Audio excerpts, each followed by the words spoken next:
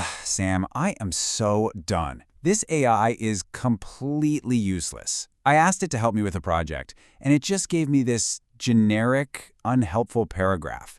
It's such a waste of time. Oh, I hear you, Alex. I hear that a lot, actually. But what if I told you the problem isn't the AI, it's the way we're asking?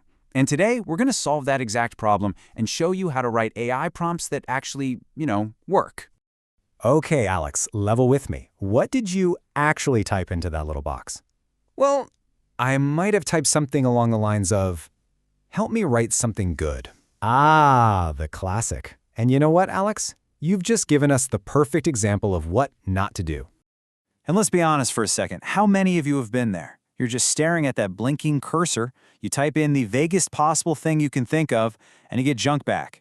But hey, don't worry. This is a super common problem, and by the end of this, you'll know exactly how to fix it. Okay, let's get into it.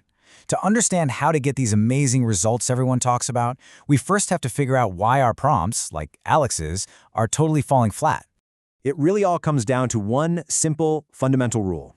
A vague prompt gives a vague answer. That's it. That's the golden rule of AI. Think about it this way. You wouldn't ask your GPS for directions to that cool place and actually expect to end up at your favorite restaurant, right? Nope. You need to give it a specific address. It's the exact same idea here.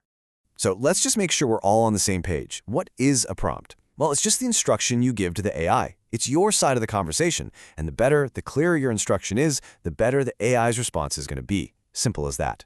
All right, you ready for the fix, Alex? We're going to start with the two most important pillars of a great prompt, adding specificity and providing context. This is where we turn those fuzzy wishes into really precise commands. Okay, so let's say I needed some marketing ideas. I'd probably just type, write something about marketing. Exactly. And you'd get a useless, dry, textbook definition back. Now look at this after prompt.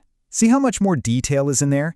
We gave it a specific task, a LinkedIn post. We added a constraint, 200 words, and we defined the topic and, crucially, the target audience. See the difference? Whoa, yeah, that's a huge difference. The AI actually has a clear mission now. Okay, now let's talk context. Specificity is about what you want, but context is about the why and the how. Just throwing in a chunk of code and saying, fix this, gives the AI absolutely nothing to work with. But in this after example, we give it all the background info. The technology we're using, what it's supposed to do, the specific problem, and even the error message.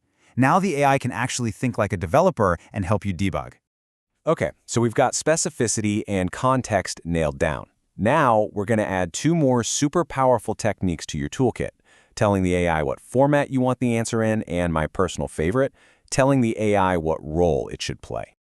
Oh, this is a big one. I actually asked it to review my resume once, and the advice was so generic it was like laughable. Right? That's because you were talking to a generalist AI. But look at this after prompt. We give it a persona. We literally say, you are a senior HR recruiter at Google. This is called role prompting, and it is a total game changer. All of a sudden, the AI isn't just an AI, it's an expert with a very specific point of view. That's incredible. I never ever would have thought to do that. And check this out for our next pillar, defining the output format. Instead of getting just a big, messy wall of text with your business ideas, we're asking for a structured, easy-to-read response. By telling it to format the ideas as a numbered list with columns, you get information that's organized, simple to compare, and immediately useful. All right, time for the final piece of the puzzle. And here's a secret most people miss. You almost never get the perfect result on your very first try. The real magic happens when you treat prompting like a conversation. You refine it, you clarify, you iterate. So let's just walk through this example. You start with something generic, like step 1, write a cold email. And I'm guessing you get something pretty terrible back. Oh, you know it. So you iterate. Step 2 adds a little more detail. It's better, but still kind of weak. But then look at step 3. We've added constraints on length, specifics about the product and target, a desired tone, and a crystal clear goal. Each version just gets you closer and closer. So it's not about getting it perfect the first time. It's about getting it right eventually. Okay, wow, it's all starting to click into place. It's like a recipe. You can't just throw flour in a bowl and expect a cake, right? You need all the right ingredients and in the right amounts. That is the perfect analogy, Alex. And like any good recipe, there's a formula. So let's put all these pieces together. And here it is, your ultimate prompt formula. You start by giving the AI its role. Then you provide the necessary context. You assign a really clear task. You define the format for the output. And finally, you add any constraints, like word count or tone. This right here is the blueprint. This is how you go from getting vague, useless answers to getting exactly what you want, every single time. So here's the thing to remember. You are in the driver's seat. By using this formula, you're not just asking a question. You are basically art directing the AI to create precisely what you need. I am never, ever writing "help me write something good" again. I am so glad to hear it. All right, now it's your turn. Let's see how well you can prompt.